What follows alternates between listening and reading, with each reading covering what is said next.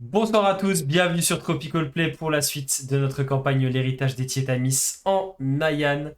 On est très content de vous retrouver pour ce nouvel épisode qui va suivre les aventures de nos héros alors que l'épisode précédent a été un petit peu un épisode d'esprit de groupe, d'esprit de cohésion alors qu'il y avait eu des dissensions justement au fur et à mesure de leurs aventures et des discussions qu'ils avaient pu avoir à table à l'auberge.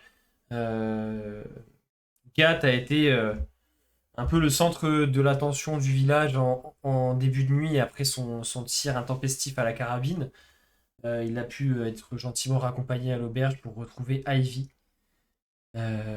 qui lui a dit que ce n'était pas grave et qu'elle lui faisait confiance même si personne n'avait vu ce sur quoi il avait tiré. Et Ivy justement était retournée se coucher et alors qu'elle a ouvert sa petite bouteille en bambou prise d'une soudaine soif, elle s'est retrouvée comme enveloppée et possédée d'un espèce de manteau bestial noir que Razak a pu voir, représentant sûrement la panthère qu'elle incarne dans ses rêves, alors que justement dans un de ses rêves, elle était cette panthère qui plongeait ses crocs dans la gorge d'Ino. Sont suivies des discussions le lendemain matin, des réconciliations, mais surtout une envie commune de poursuivre l'aventure ensemble pour justement bien aussi résoudre certaines choses qu'ils ont pu constater, notamment la mission que Razak s'est vu confier. C'est pour ça ils en ont profité pour accepter une petite mission de la part de la tenancière de l'auberge qui leur a demandé de livrer des tonneaux de vin à Tokunimasa, la cité un peu indépendante de l'artisanat qui se trouve sur le fleuve un peu plus bas, en passant par Tamagawa et en embarquant sur une barge, justement, qui les emmènerait en cette direction. Et on s'était arrêté alors que leur chariot arrivait à l'entrée du village de Tamagawa. Et je vous propose qu'on se retrouve là, juste après le générique.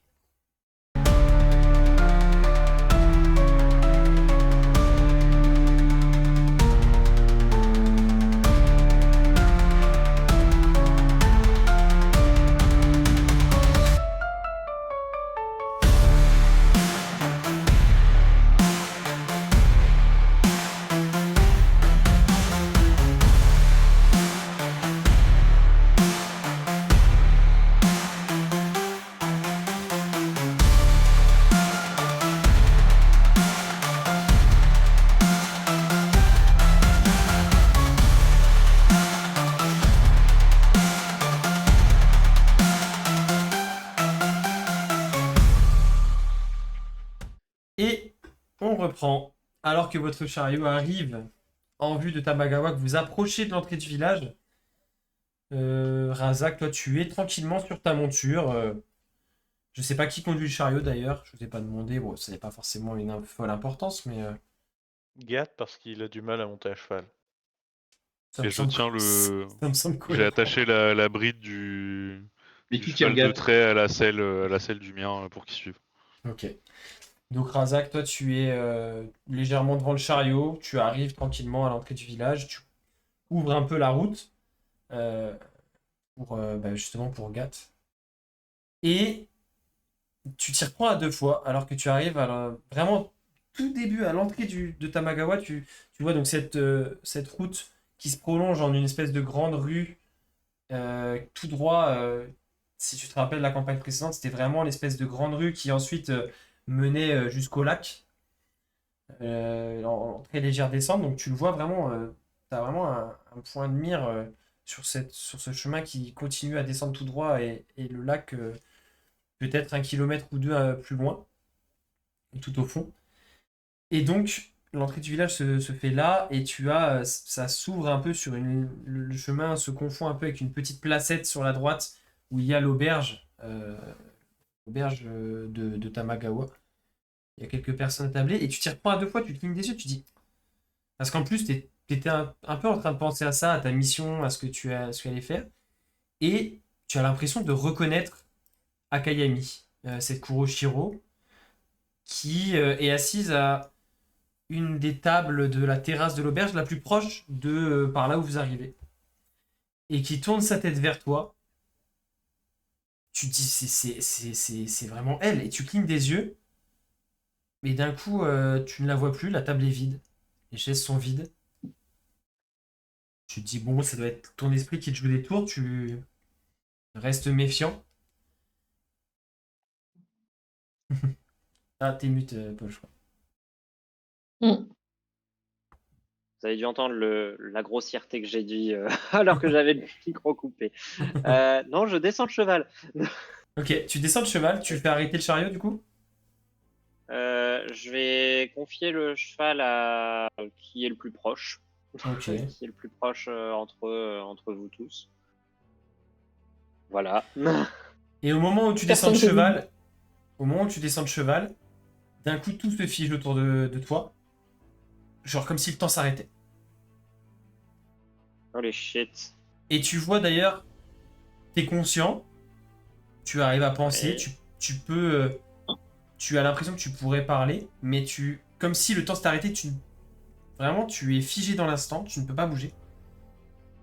Autour de toi, ça ne bouge plus.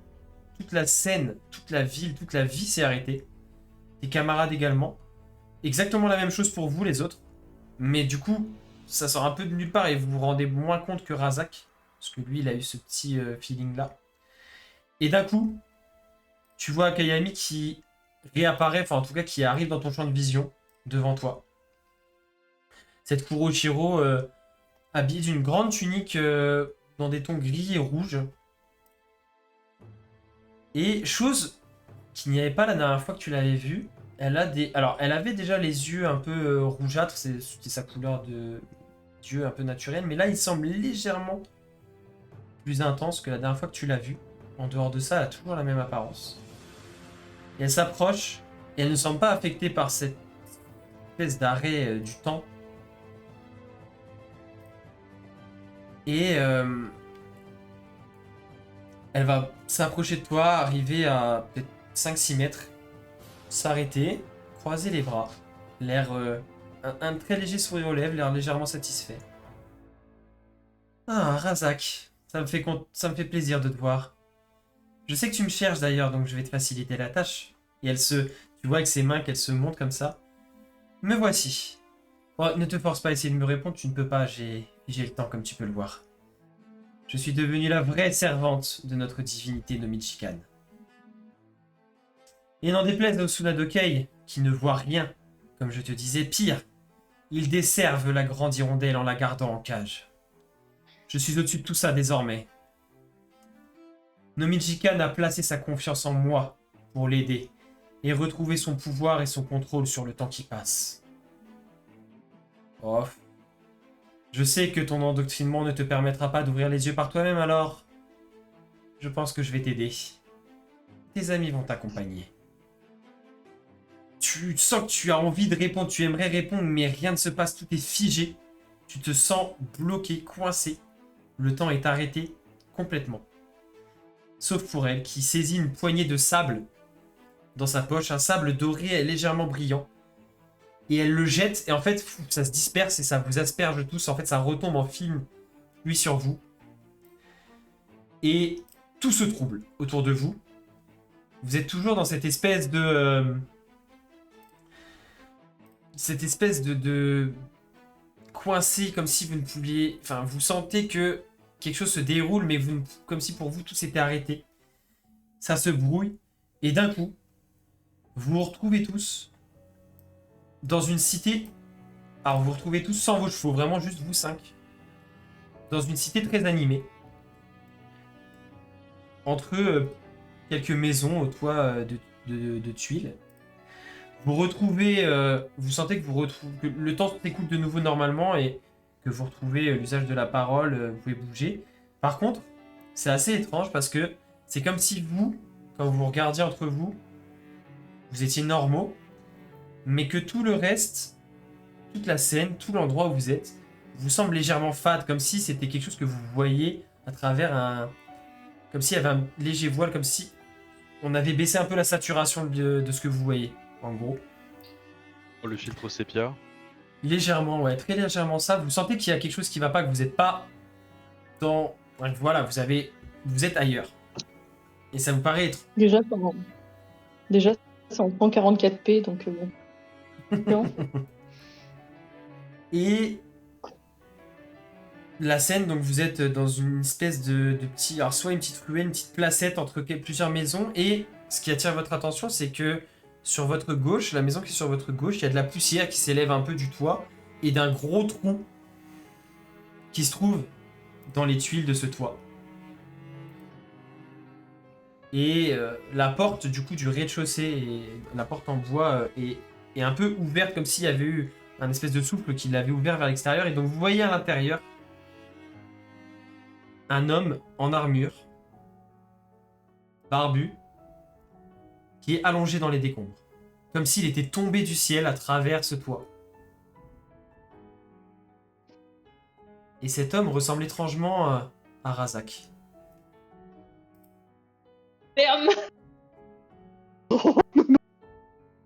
C'est genre exactement le même ou est-ce qu'il a l'air plus jeune, plus vieux Il y a 2 Razak. Comme si c'était... Ouais, il a l'air légèrement plus Il y en a jeune. quoi? Il a l'air un peu plus jeune, effectivement. Et Razak, tu sens une petite hirondelle noire qui vient se poser quoi? sur ton épaule. Et on peut bouger ou pas? Vous pouvez bouger, mais vous sentez... En fait, vous sentez comme si... Et là, d'ailleurs, il y a des gens qui passent, et c'est comme si vous n'étiez pas là. Comme si vraiment vous étiez observateur de la scène. Et d'ailleurs, c'est pour, Ok. pour ça que vous trouvez ça étrange. Vous pouvez interagir entre vous, vous avez l'impression que vous pouvez parler entre vous, mais ça vous semble bizarre, comme si vous étiez un peu observateur de la scène et qu'il y avait ce léger filtre un peu sur votre vision. Et... Moi, je me tourne. Pardon, vas-y. Non, moi, je me tourne vers Razak et je lui fais c'est quoi ça? Qu'est-ce qui se passe? Et Razak, toi, alors que tu t'apprêtes à... Enfin, ça cogite vite dans ta tête, tu reconnais la scène, hein. Tu sais que c'est une Oui. scène de ton passé. Et tu... Oui, bah, je la connais. Hein. Tu sens, tu sens quelque chose qui se pose sur ton épaule, c'est une petite hirondelle noire qui va te parler. Tu entends la voix de Nomijikan dans ta tête. Les autres, vous entendez une hirondelle qui gazouille. Toi, Razak, tu entends vraiment quelqu'un, comme si elle te parlait. Tu comprends ce qu'elle te dit. Et elle te dit, tu vois Razak, le passé n'est pas inaccessible. Akayami l'a compris et essaye de me sauver de l'emprisonnement des Tsunadokei, qui ont peur de mon véritable pouvoir.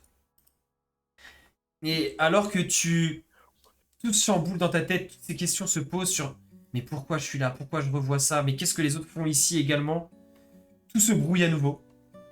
Comme si vous étiez de nouveau transporté, mais enfin, non, c'est même pas, là vous vous sentez même pas transporté, c'est comme si quelqu'un changeait de chaîne et c'est la scène qui se transportait et qui changeait sous vos yeux, sous vos pieds même, comme si tout défilait et vous vous retrouvez à Tamagawa, mais pas le Tamagawa que vous venez de quitter. Un Tamagawa sûrement d'il y a quelques années et vous vous trouvez devant une forge. Une forge qui a pignon sur rue à Tamagawa. Oh merde. Qui affiche... Oh. Oh merde. qui affiche Oh oui. une enseigne avec des chaînes brisées. Et...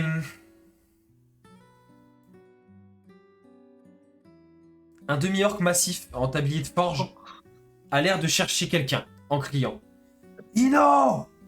Oh Ino, merde. t'es où ?» Et vous voyez sur La le suite côté... au prochain épisode. Vous voyez sur le côté un peu à l'arrière un jeune homme qui réajuste sa capuche sur sa tête et qui quitte la forge par la porte arrière. Et du coup, toi, Ino, qui reconnaît cette scène, hein, l'hirondelle noire va se poser sur ton épaule cette fois-ci. Et tu entends sa voix. Les autres, vous entendez encore une fois une hirondelle qui gazouille, sauf Razak. Tu vas entendre aussi ce que Ino entend. La même voix que tu as entendue tout à l'heure. Attends, juste pour être sûr. Ça veut dire que je comprends son langage. Ça veut dire... Hirondelle. Ça veut dire que oui, tu entends ce qu'elle dit. Comme si, en fait, pour les autres, c'est un gazouillement. Comme si, en fait, Oui. tu avais le fait de voir cette scène. En fait, tu fais un peu le lien. Toi, tu as vu cette scène de ton passé, elle t'a parlé. Et désormais, c'est comme si elle allait... Tu en déduis qu'elle va parler à Ino, qui a l'air t'es pas sûr de toi, mais tu fais le lien.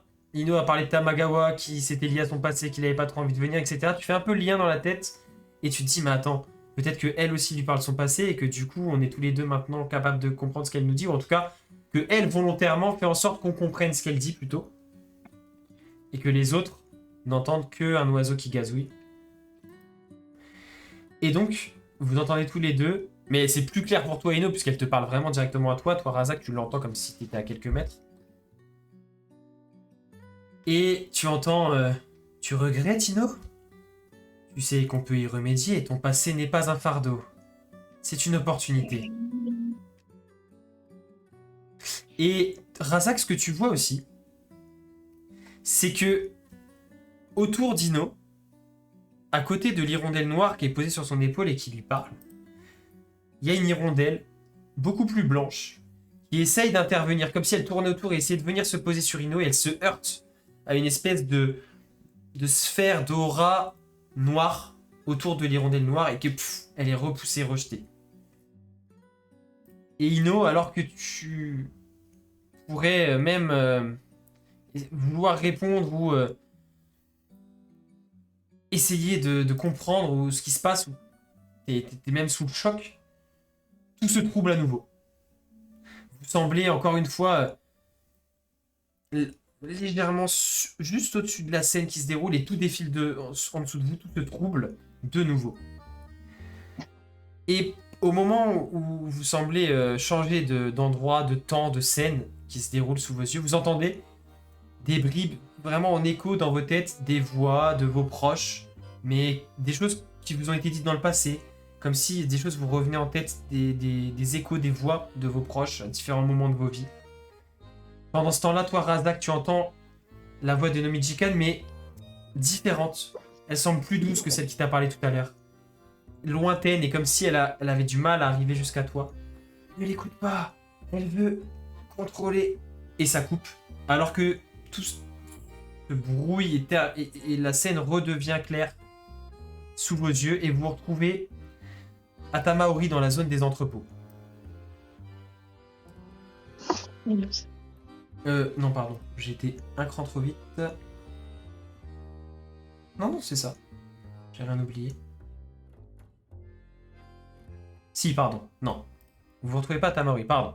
Vous vous retrouvez devant l'ouverture d'une maison, dans un endroit très sombre. Ino et Ozu, vous reconnaissez les bas-fonds du Yugakiri. Une porte ouverte sur une cuisine dans laquelle gît un Kuroshiro sans vie, baignant dans son sang. Dans le brouhaha des bas-fonds de Yugakiri, c'est des choses qui résonnent comme si on tapait sur du métal, et vraiment assourdissant, caractéristique de ces quartiers-là. Et donc Ozu, tu reconnais cette scène. Et cette hirondelle noire qui vient se poser sur ton épaule, même principe que pour les autres avant. Razak et Ino, vous entendez ce qu'elle va dire. Pour Ivy et Gat, ce n'est qu'un gazouillement d'oiseaux. Et Ozu, tu entends cette voix qui te dit: tu te rappelles de ça, Ozu? Tu sais que tu aurais pu changer ça si tu le savais.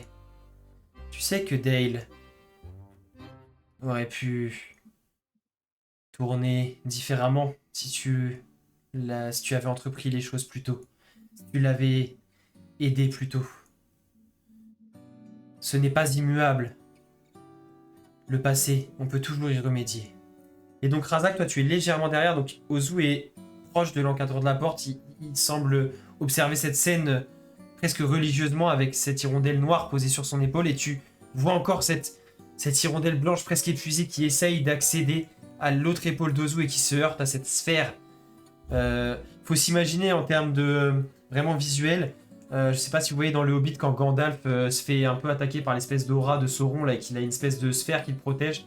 Ça fait un peu cet effet là, comme si l'hirondelle arrivait et se splatchait un peu en espèce de fumée blanchâtre qui se reforme ensuite, et elle reprend son vol et elle se heurte à cette sphère noire qui protège l'autre hirondelle. Et à nouveau, tout se brouille. Et cette fois-ci, comme je décrivais juste avant, vous arrivez dans la zone des entrepôts du Gakiri. De Tamaori, pardon. Je vais y arriver. À l'arrière d'une usine qui fabrique des armes. Et Ivy, tu reconnais cet endroit et tu reconnais même la petite fille qui est en train de fouiller. Petite fille blonde qui est en train de fouiller dans ce qui est stocké à l'extérieur, les rebuts, des stocks ou des pièces défectueuses, des choses comme ça. Et en train de mettre rapidement dans sa sacoche le regard un petit peu alerte autour d'elle. Son regard méfiant qui scrute les alentours pendant qu'elle commet son larcin. Et de nouveau, l'hirondelle noire qui va se poser sur ton épaule. Cette fois-ci, il n'y a plus que Gat qui n'arrive pas à entendre ou comprendre ce qui se dit. Et tu entends dans ta tête, Ivy, tu aurais pu être beaucoup plus que ça, Ivy.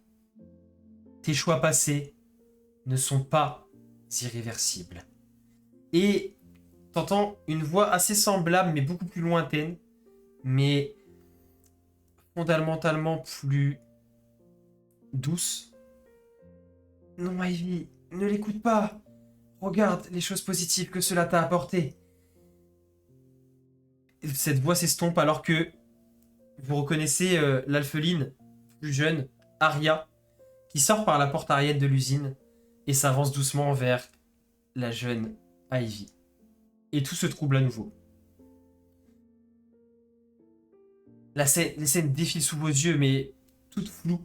Vous entendez de nouveau ces voix, ces échos du passé qui arrivent à vos oreilles, à l'intérieur de votre tête. Et d'un coup, la scène prend de nouveau place. Un endroit que personne ne reconnaît. Une cité étrange, au ciel... vraiment un ciel complètement différent de ce que vous connaissez en Nayan. Et en fait, vous êtes légèrement à côté. Vous observez la scène légèrement de côté et il y a une espèce de faille violette qui est en train de s'ouvrir alors qu'une jeune femme incante. Il y a beaucoup d'agitation, comme s'il y avait une course-poursuite, un combat. Vous avez du mal à saisir ce qui se passe, mais un forgelier massif que vous reconnaissez s'apprête à être téléporté dans cette faille. Il tend le bras pour essayer de tirer une corde à laquelle il tient, et à l'autre extrémité est accroché un homme. Le forgelier, donc Gat, que vous reconnaissez, tire sur cette corde pour essayer de ramener vers lui l'homme. Et alors que la femme qui semble incantée, sûrement ce sort qui semble être un sort de déplacement ou de téléportation, quelque chose comme ça, tient dans sa main une fourche en métal noir. D'un coup, vous entendez une détonation. Vous ne savez pas si c'est un sort, un tir d'arme à feu, peu importe. La fourche explose. Et d'un coup, vous voyez cette scène et cette faille qui se referme, le forgelet qui disparaît et d'un coup tout redevient noir. Et Gat, tu sens sur ton épaule cette hirondelle qui se pose. Je peux te ramener là-bas, Gat. Ou devrais-je dire Aurore. Je peux t'aider à changer les choses. Elle est encore vivante, tu sais. Et la voix de l'autre hirondelle au loin. Non, Aurore. Sans cela, tu n'aurais jamais rencontré Ivy. Ne l'écoute pas. Tu ne peux pas changer le passé. Il faut que... Et tout se coupe. Vous vous retrouvez tous les 5 seuls, dans un espace qui vous semble infini, grisâtre. Le sol légèrement fumeux autour de vous. Vous êtes juste tous les 5. Vous vous voyez les uns les autres. Et Razak, toi, qui vis exactement la même chose, tu vois une hirondelle noire, aussi grande que toi, 5-6 mètres devant toi, qui se pose sur ce qui semble être un nuage un peu plus solide que les autres. C'est étrange.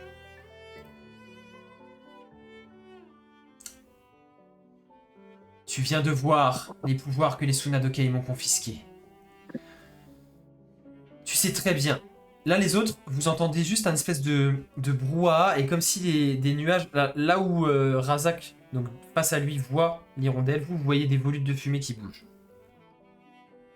Tu sais très bien que le temps demande notre surveillance et notre action parfois. Laisse-moi redevenir la divinité souveraine et bienveillante que j'étais avant que ton ordre ne me mette en cage. Il y a des milliers d'années de cela. Cette fois-ci, une hirondelle blanche, plus petite, de la taille d'une hirondelle vraiment réelle, donc un oiseau assez petit, se pose sur ton épaule, Razak. Et là, le temps se fige pour tout le monde. Je ne pourrais pas te parler très longtemps, alors écoute bien. Et du coup, le temps est figé même pour l'hirondelle noire qui se trouve face à toi, Razak. Tu vois qu'elle elle peine et tu sens que ça lui demande une concentration et une énergie extrême, même pour un être aussi puissant qu'elle. Chaque divinité, chaque pouvoir en ce monde est en fait l'équilibre d'une dualité, le yin et le yang. Même si c'est beaucoup plus profond que cela, vois-le comme le bien et le mal. Tout est un mélange des deux. Mais moi et cette autre version que tu vois face à nous sommes les deux facettes de nos Mijikan. Je suis le yang, elle est le yin. Nous sommes celles que les Tsunadokei ont choisi de séparer il y a de cela très longtemps et de ne conserver que moi pour la stabilité du temps. Ils ont donc enfermé mon yin que tu vois face à nous dans un temple souterrain au cœur de la forêt de Isuitake et encapsulé les sables temporels dans le grand sablier pour en garder la stabilité. Mais cette Kuroshiro a trouvé le temple, a volé du sable et a libéré mon yin. Elle a été abusée par ses paroles. Et elle pense restaurer Nomijikan dans son entièreté, mais c'est faux. Elle est en fait manipulée par mon yin, et elle m'a fait renvoyer moi, il y a plusieurs centaines d'années en arrière, dans le passé, afin de me séquestrer et de limiter mon influence. Si on veut pouvoir mettre un terme à cela et sauver le flux temporel qui est désormais menacé, il faudra que tu me libères avant qu'elle ne prenne le contrôle total. Je peux vous envoyer là-bas, toi et tes amis, mais ensuite, je serai trop faible pour faire quoi que ce soit. Je suis retenu dans une tour sombre en ruine, au milieu de terres arides et désolées. Il faudra être sur vos gardes. Je ne vois pas très bien ce qui se passe autour de moi, mais j'imagine qu'elle a placé des défenses en ce lieu. Enfin, tes amis sont actuellement dans une boucle temporelle, et si tu veux les en sortir, tu n'as qu'à trouver les mots justes pour les aider. Et ensuite, je pourrai tous vous envoyer là-bas. Et sa voix disparaît complètement, tu sens sa présence qui disparaît. Et effectivement, tu vois tes camarades, donc vous tous les quatre, vous semblez en fait revivre la scène que vous avez vue chacun de votre passé en boucle, sans pouvoir rien faire. Vous êtes simple spectateur de ça en boucle. Et toi, Razak, tu les vois, tous les quatre, figés comme ça. Et quand tu t'approches de l'un, tu vois comme si c'était presque un vidéoprojecteur de leurs yeux, et cette scène en boucle. Et tu sens, avec ce qu'elle t'a dit, que tu peux, en leur parlant, bah, tu vois, qu'ils t'entendent dans cette espèce de boucle sans fin qu'ils vivent.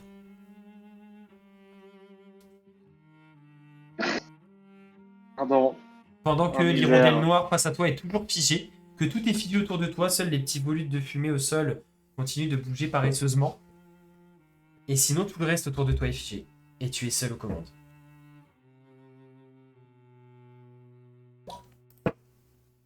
Qui vont dire la pression, ça se boit. Hein. Bon, ben. Avec modération. Ah, putain de merde. Que fais-je Choose your challenger. Comment?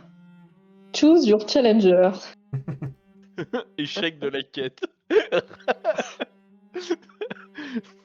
Razak, vous êtes Bon, chronométré. pendant que Paul réfléchit, tu pourras mettre les images sur le. Ouais.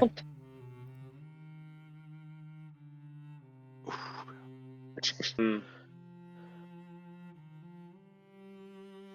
Que fais-tu, Razak? Oh la vache, ça va être dur.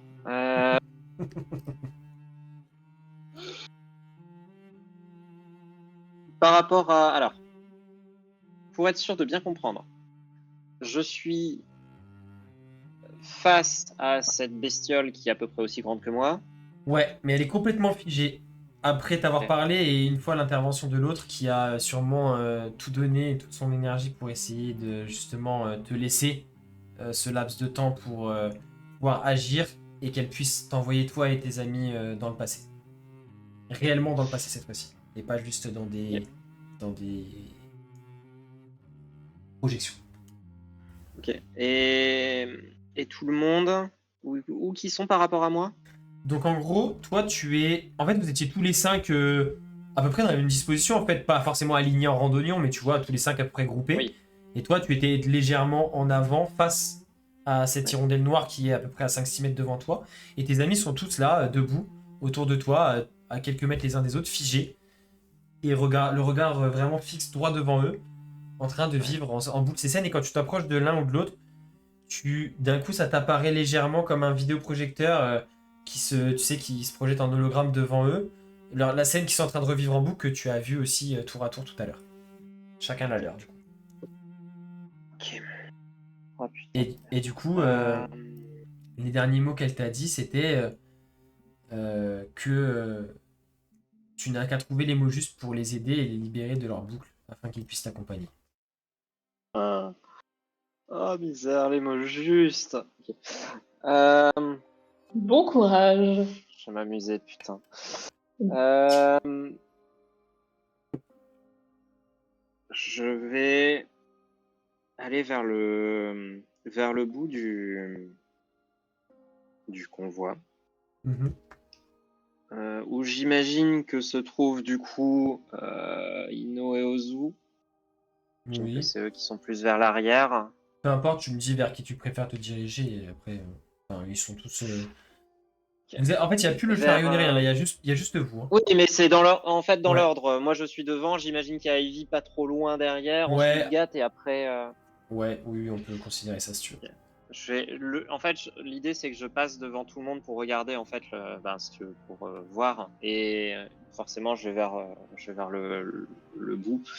Et Bah, je du coup, vais du en coup. passant dans l'ordre, hein, que je te décris un peu ce que tu ressens et ce que tu vois, parce qu'en fait, du coup, ce sera pas que de la vision, tu vas ressentir des choses aussi quand tu vas. Donc, tu vas passer en premier devant Ivy, par exemple, Ouais. qui est en train de revivre en boucle cette scène de elle, petite fille, qui fouille dans les pièces détachées à l'arrière de l'usine et qui voit cette alpheline qui sort et qui ne sait pas trop ce qui va lui arriver parce que clairement elle est en train de se faire prendre.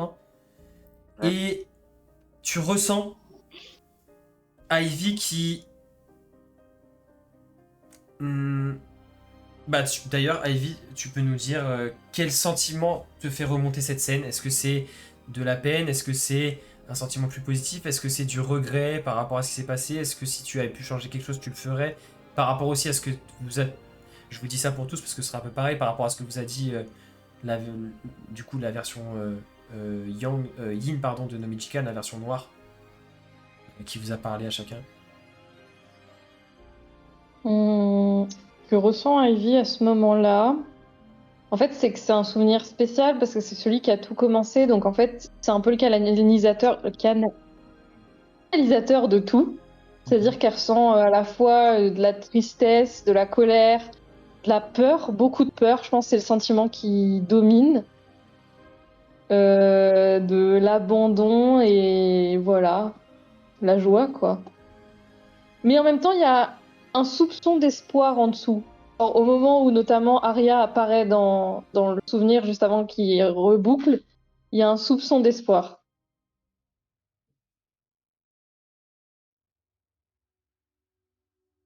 Ok. Et donc en fait Razak, toi donc tu vois Ivy figée qui revit cette scène en boucle. C'est une scène qui dure peut-être 1 minute, 1 minute 30 et ça comme si ça repassait. en boucle, en boucle, en boucle. Et tu sens du coup ce que Ivy t'a décrit comme sentiment. Tu sens qu'elle ressent ça. Ça marche. Moi, l'idée, c'est de passer Ouais. en fait. Bah si tu veux, on peut faire Moi, tous les je uns vais. après les autres qui te décrivent En ça. fait, Et voilà. après, Moi, je vais faire les uns après les autres. Je Ok. vais faire les uns après les autres. Et ensuite seulement D'abord. tu décideras de. Ok. Ok, donc dans l'ordre, ensuite on a dit qu'il y avait Gat, donc tu revis cette scène, tu revois cette scène où Gat et donc Gat pareil, ça redéfile. Ce qui est étrange pour Gat, c'est que du coup, bah ça te revient en fait ce souvenir-là. C'est un peu comme la fois où tu t'es rappelé de ce moment sur la table d'opération. Tu sais que c'est un souvenir réel, mais du coup ça te revient comme ça en pleine tête. Tu revis ce moment, tu reconnais pas, enfin tu sens bien que c'est un endroit qui est pas en Nayan. Et toi, Razak, du coup, tu vois Gat qui se repasse cette scène en boucle, en boucle, en boucle. Il essaye de tirer, de sauver, enfin, en tout cas, de ramener vers lui un homme accroché au bout d'une corde, que cette magicienne incante, que tout foire et que Gat disparaît dans la faille, dans l'espèce de faille spatio-temporelle, enfin, en tout cas, qui disparaît d'un coup, et tout redevient noir et la scène recommence en boucle. Et du coup, Gat, qu'est-ce que ça te fait remonter comme sensation, sentiment, émotion? Une sensation d'échec. Au fond de lui, alors, le gars actuel ne comprend pas vraiment ces émotions-là, mais il aurait dû être plus prévoyant. Ça aurait jamais dû finir comme ça. C'était pas l'objectif. Et dans sa tête, c'est il faut à tout prix que je sauve les deux. Il faut à tout prix que je sauve les deux. Voilà. Euh, Donc, Razak, tu es témoin de ça et tu ressens. Tu sens que Gat est dans cette tempête émotionnelle-là. Et ensuite, ça repasse à Ino, par exemple, de toute façon, peu importe. Et donc, cette scène à la forge, où on voit clairement Ino jeune qui quitte la forge de Tamagawa, alors que son maître est en train de le chercher. Et du coup, donc cette scène pareil, qui repasse en boucle devant ses yeux. Et Ino, qu'est-ce que ça te procure ou qu'est-ce que ça te fait? Beaucoup de tristesse, de regret et de honte surtout. Vraiment de la honte, une chute dans l'estime qu'Ino pouvait avoir de lui-même. Vraiment, cette scène, c'est une souffrance pour lui. Ok. Et il la regrette sincèrement.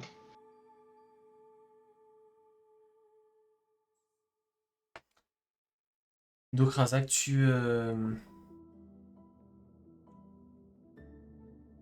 ressens ça.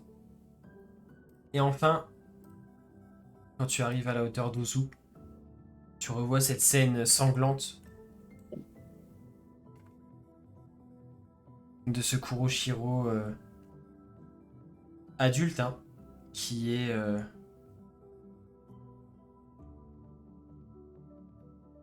allongé au sol, baignant dans son sang, mort depuis sûrement quelques heures. Dans cette cuisine de maison assez pauvre des bas-fonds de Yugakiri. Et tu vois Ozu qui se repasse cette scène en boucle. Et maintenant que tu prêtes un peu plus attention, on voit juste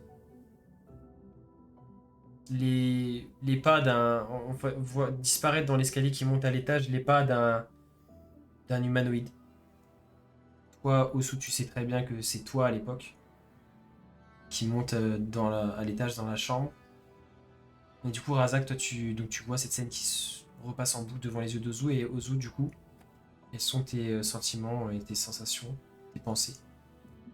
Il y a une tristesse énorme, genre vraiment profonde, un trauma Et voilà, et vraiment, ouais, énormément de tristesse. D'ailleurs, tu vois Ozu physiquement qui pleure, ce que tu n'as jamais vu. Et au fond, derrière cette tristesse, tu vois tu sens beaucoup de détermination et de l'espoir.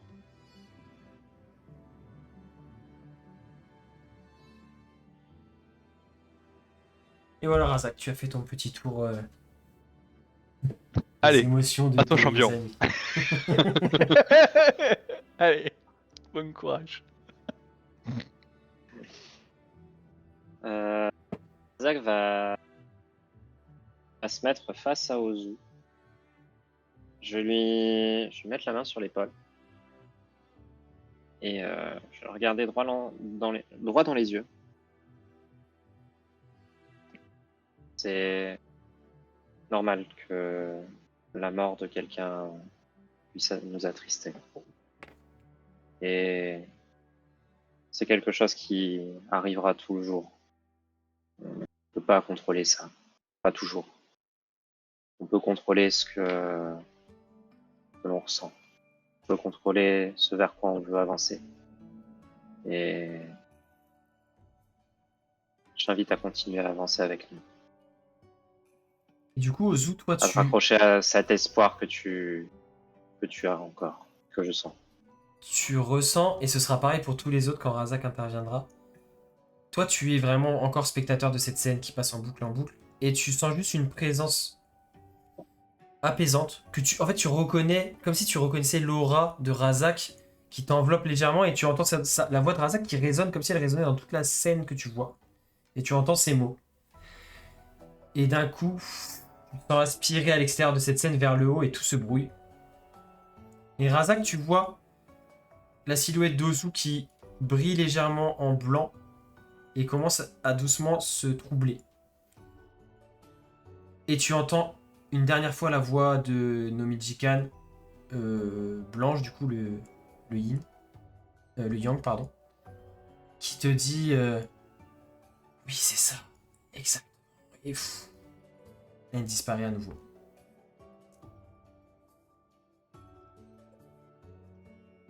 Je vais me rediriger vers Ino.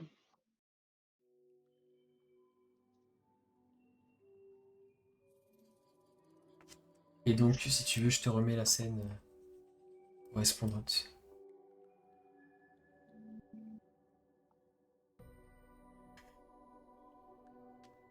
Choisir, c'est renoncer. Et nous avons tous fait des choix qui nous sommes plus ou moins fiers. Moi, le premier, qui m'a amené ici. Et je comprends ce que tu ressens. Je comprends que ce soit difficile d'avoir quitté, peut-être à contre-cœur, un lieu où tu étais chez toi. Mais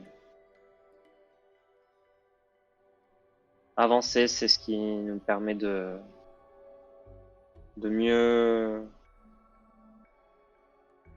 de surpasser ça, de surpasser ce qu'on a vécu, et je suis convaincu que nous pourrons le faire, et je ne pense pas qu'écouter nos voix du passé soit la solution.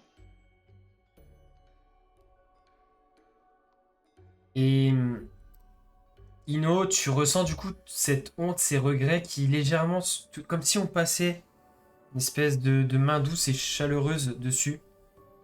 Et ces paroles de Razak qui résonnent et qui te font te sentir mieux et te dire oui, de toute façon, c'est fait. Et je vais faire avec et je vais avancer fort des choix que j'ai faits. Et pareil, même chose que pour Ozu, tu vois la scène qui se brouille comme si tu en étais extirpé.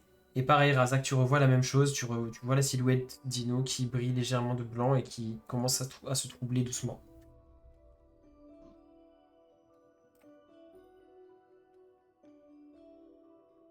Je vais aller vers Gath.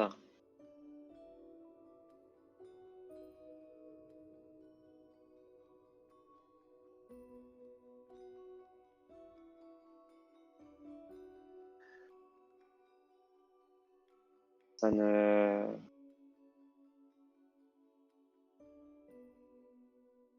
Ça n'apportera rien de bon de se concentrer sur ce qui a été fait. Mais tu peux peut-être avancer vers autre chose et peut-être revoir les personnes que tu voulais protéger. Je ne sais pas si je dois t'appeler encore Gad, si je dois t'appeler autrement. Mais... Et je ne sais pas quel est ce monde où tu étais. Et ce que je sais, c'est que quand on a voyagé entre les mondes, il y a des choses que l'on n'oublie pas. Et vouloir y retourner dans le futur, c'est ce qui nous permet de ne pas se laisser engloutir parce que nous avons vécu dans le passé. Et je ne te souhaite pas de rester englouti dans ce passé.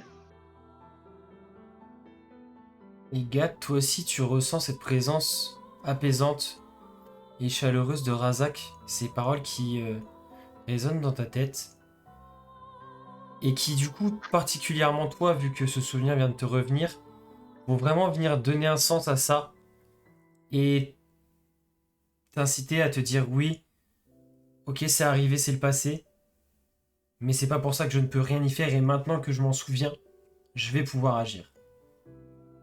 Et tu te sens vraiment reboosté et fort d'un nouveau but, d'une nouvelle connaissance, de nouveaux souvenirs, presque même d'une nouvelle, pas identité, mais d'une nouvelle volonté. Et même chose, tu te sens extirpé de cette scène comme si on t'amenait vers autre chose. Et Razak, toi tu vois la silhouette de Gad qui brille doucement et qui s'estompe. Et du coup, j'ai vraiment accès à tous les souvenirs de cette scène-là. Ouais, de tout ce moment-là, ouais. Ok. C'est noté. À la fin, il a pris les deux extrêmes.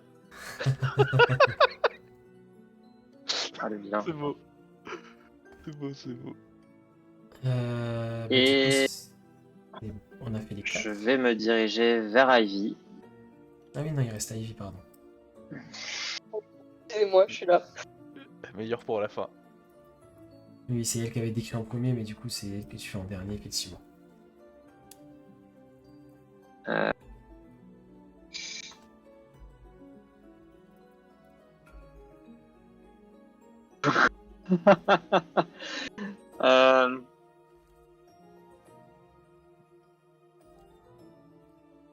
N'aie pas peur d'avancer et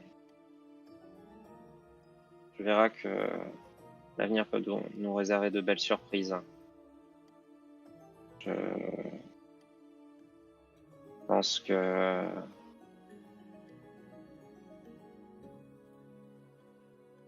je suis convaincu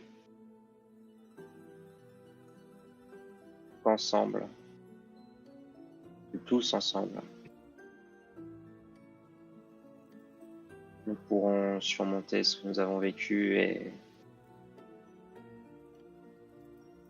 bâtir quelque chose de beaucoup plus reluisant que tout ce qui nous fait peur, que tout ce qui nous a provoqué, tout ça. Et j'ai envie que l'on fasse ça et pas que l'on se raccroche à notre passé qui nous a que trop enchaînés. Et je vais, en finissant la phrase, je vais mettre ma main derrière sa tête et mettre sa tête contre moi. Et Ivy, tu sens particulièrement une douce chaleur t'envelopper alors que tu revois cette scène en boucle et que ces paroles de Razak résonnent et font écho à cette sensation de liberté nouvelle que tu ressens même depuis que tu as pu déconnecter ton tatouage et avoir ce changement aussi dans ta vie. Ça t'a libéré aussi d'une certaine façon de ton passé et revoir cette scène te fait te dire que eh bien ça fait partie de toi et tu te construis aussi à partir de ça, et maintenant tu as des gens qui t'aident et qui t'ont aidé et sur qui compter pour pouvoir avancer, et Razak particulièrement, et tu sens la chaleur et le bien qu'il t'apporte et le soutien qu'il t'apporte, et tu te sens comme extirpé vers le haut de cette scène qui se brouille. Razak, tu vois la dernière silhouette qui t'accompagnait, qui fait de même, qui brille légèrement en blanc. Il s'estompe et toi-même, tout se brouille devant toi, tout devient blanc. Et d'un coup, tous, cette fois-ci, vous vous sentez vous-même, c'est pas la scène qui change en dessous de vous, c'est vraiment vous, vous sentez transporté, arraché. Vous entendez juste, au moment où vous vous sentez vraiment catapulté à une vitesse vertigineuse, vous entendez juste la voix de cette hirondelle noire qui dit « et qui s'estompe. Et juste au moment où, justement, je vais hurler, non mais Jikan, je ne resterai pas enchaîné à mon passé. Et vous vous sentez catapulté à une vitesse vertigineuse. Et d'un coup, comme si vous retouchiez le sol, mais d'une manière, en fait, vous sentez pas de choc, mais c'est comme si, tu sais, vous étiez dans un ascenseur qui descend extrêmement vite et qui s'arrête d'un coup, sans vous heurter au sol. Vos pieds sont d'un coup sur le sol. Vous êtes bien en Nayan. Et vous êtes dans une grande plaine stérile. Holy shit. Le ciel est très nuageux, vous êtes en fin d'après-midi, il fait assez sombre. Il y a une tour en ruine. Peut-être 1 ou 2 kilomètres de vous. Le vent est assez frais et balaye continuellement les lieux. Quelques rochers seulement parsèment cet endroit et vous vous retrouvez tous les 5 libres de vos mouvements, libres de vos paroles. Il n'y a plus du tout de fil devant vos yeux. Là, vous sentez que vous êtes réellement là.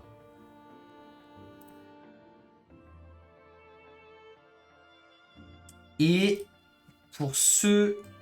Alors ça, je vous laisserai juge de ça. Mais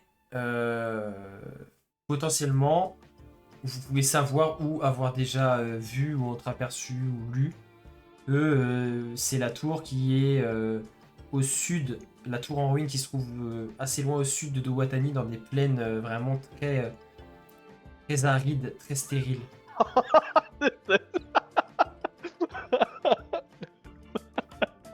Et la seule chose qui sort de ce paysage complètement mort, c'est un petit feu de camp qui se trouve entre vous et la tour, plus proche de la tour quand même, qui se trouve peut-être à 200-300 mètres de la tour. Assez loin devant vous, vous n'arrivez pas trop à distinguer ce qui s'y trouve, mais il semble y avoir peut-être au moins 1 ou 2 personnes, mais c'est vraiment assez loin, vous êtes encore à plus d'1 kilomètre.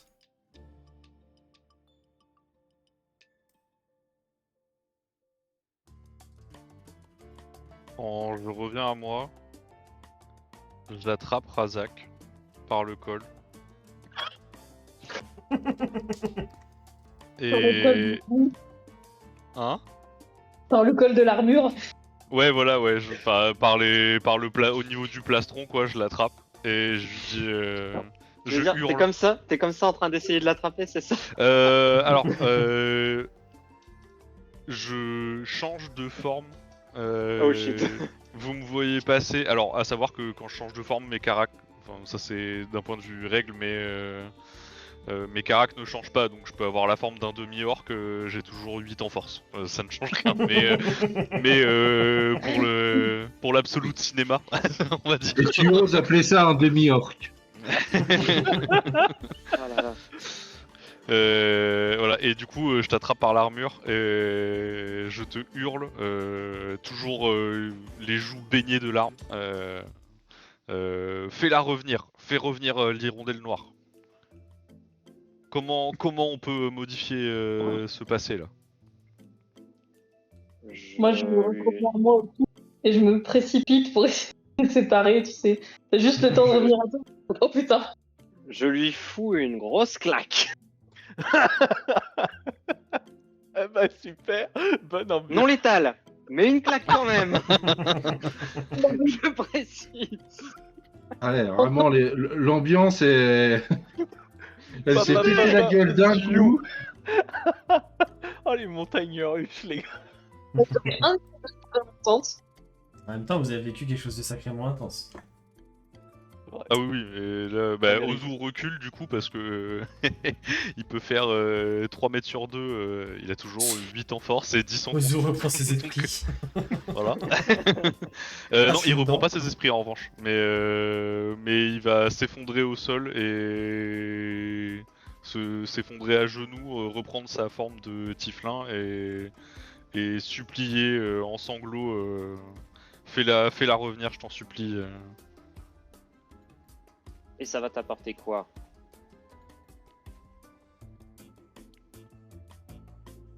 J'ai tout perdu ce jour-là et je peux pas.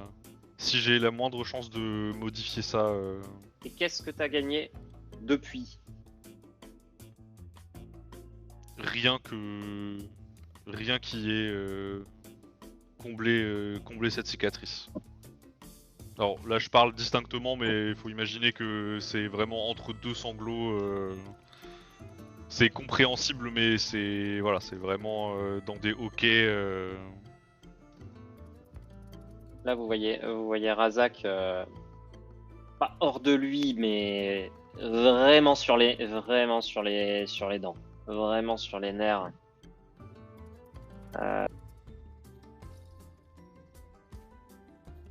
Il n'y a aucun intérêt à changer le passé. Et de toute façon, tu vas faire quoi? Retourner dans le passé, vivre éternellement dans ce que tu n'as pas pu vivre. Vivre la vie que je voulais vivre à ce moment-là.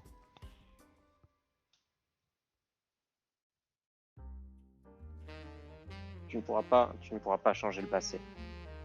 Ou alors, tu vas sacrifier quoi?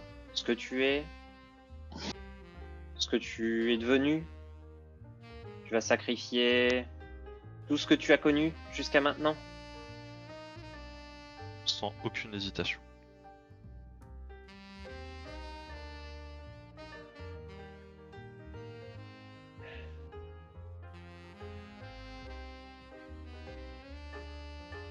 Alors dans ce cas, tu ne verras pas d'inconvénient. Et vous voyez Razak qui fait quelques gestes des mains et qui fait lever son épée. Ça fait Wow. mal, ça. Ça, je reconnais, ça fait mal, ça.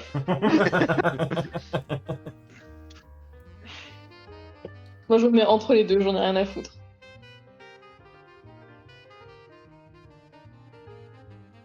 Recule. C'est hors de question.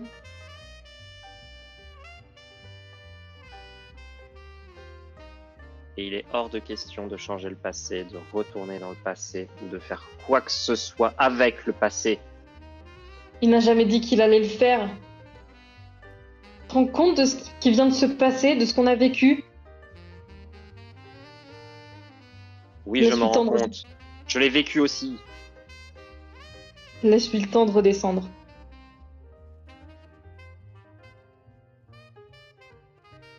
Razak va faire un demi-tour et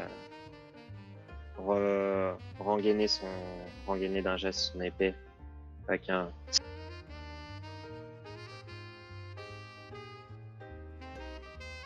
Moi, je me tourne vers Ozu dès que Razak a fait demi-tour. Et je me mets à genoux devant lui. Un peu en mode pour voir comment il va et tout, pour essuyer ses larmes.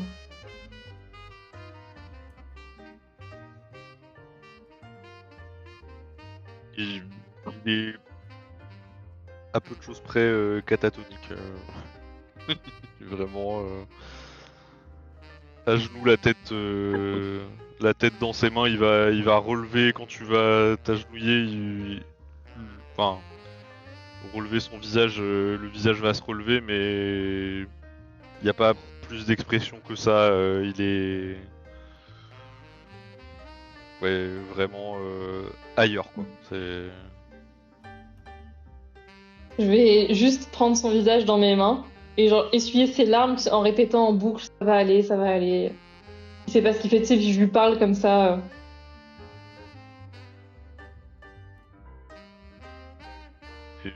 je vais finir par me relever,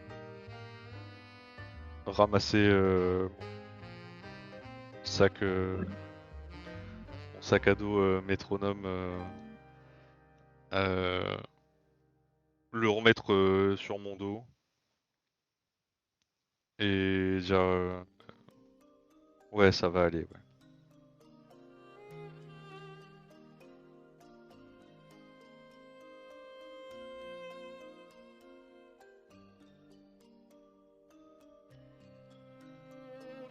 Ouais. Du coup, Gad va un peu sortir de sa torpeur. À défaut de revivre cette courte scène, il revivait tout ce qui impliquait cette scène. Faut aller dans la tour, c'est ça? Oui, c'est ça.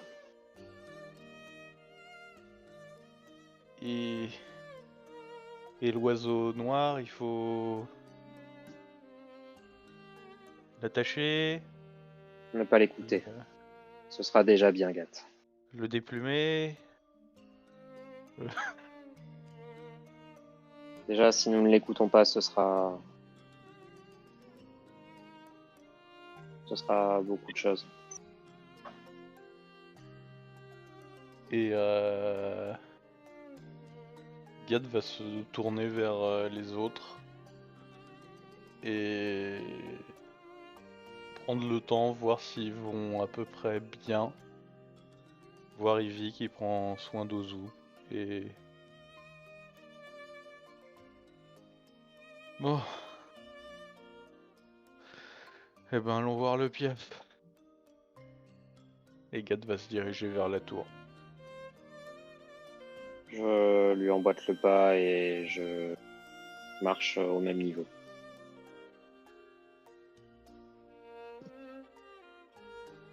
Les autres? Je Ozu suis. ouais, je vais suivre mécaniquement aussi. Je vais suivre aussi, Ok. bien que encore perturbée par tout ce qui vient de se passer.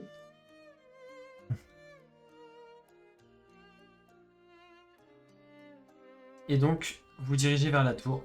Et vous approchez de, justement, la seule chose qui sort un peu de ce décor complètement mort et stérile, c'est ce feu de camp. Et au fur et à mesure que vous approchez, vous vous rendez compte qu'il semble y avoir 2 ou 3 silhouettes qui sont allongées.